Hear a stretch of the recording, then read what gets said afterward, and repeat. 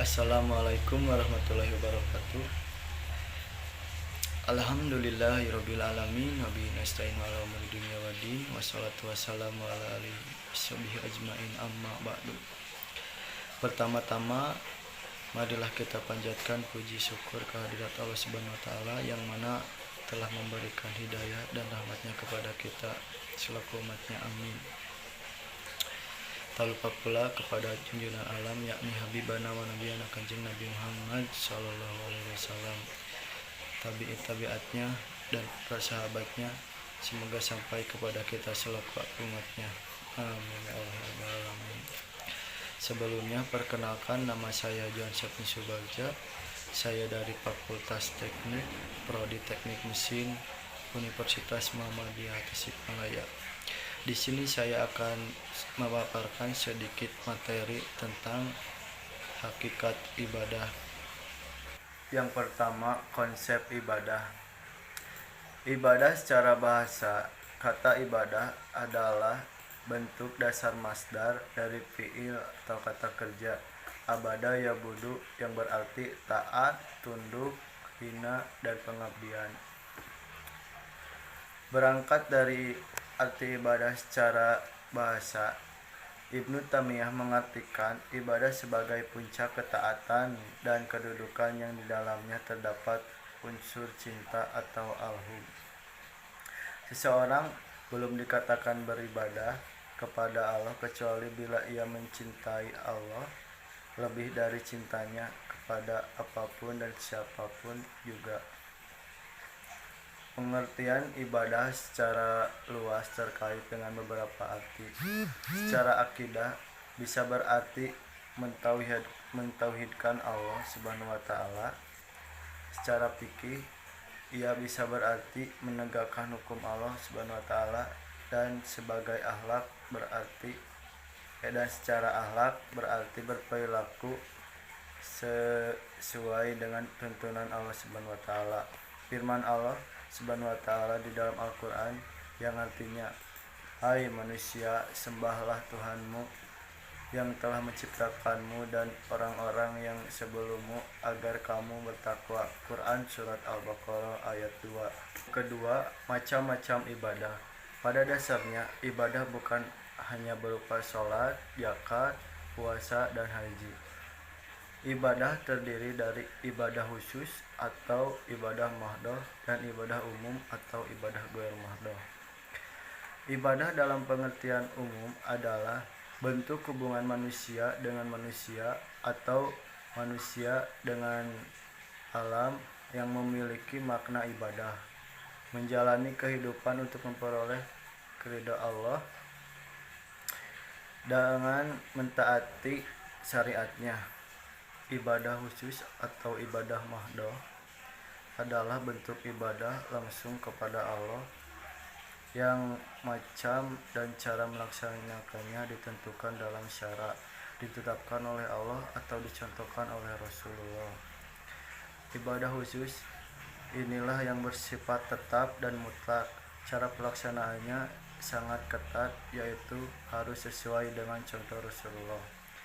Manusia tinggal melaksanakan sesuai dengan peraturan dan ketentuan yang ada. Tidak boleh mengubah, menambah, atau mengurangi. Penambahan dan pengurangan dari contoh yang telah ditetapkan disebut bid'ah. Bid'ah yang menjadikan ibadah itu batal atau tidak sah. Misalnya, bersuci dengan mengerjakan sholat dilakukan dengan menggunakan air. Bila tidak menggunakan air, diganti dengan debu. Tidak boleh diganti dengan yang lain. Karena itulah para ahli menetapkan satu akidah dalam ibadah khusus, yaitu semua dilarang kecuali yang diperintah Allah dan dicontohkan oleh Rasulullah. Macam-macam ibadah khusus adalah sholat, termasuk di dalamnya taharah sebagai syarat, puasa, zakat, dan haji. Ibadah baik umum maupun khusus merupakan konsekuensi dan implementasi dari keimanan terhadap Allah Subhanahu wa taala yang tercantum dalam dua kalimat, yaitu asyhadu an la ilaha illallah wa asyhadu anna muhammadar rasulullah. Syahadat pertama mengandung arti tiada Tuhan yang patut diibadahi selain Allah. Artinya segala bentuk ibadah hanya ditujukan kepada Allah saja. Oleh karena tugas hidup manusia di dunia adalah untuk beribadah, maka segala sesuatu yang dilaksanakan manusia adalah ibadah. Syahadat kedua mengandung arti pengakuan terhadap kerasulan Muhammad SAW yang bertugas memberikan contoh nyata kepada manusia dalam melaksanakan kehendak Allah Subhanahu wa taala.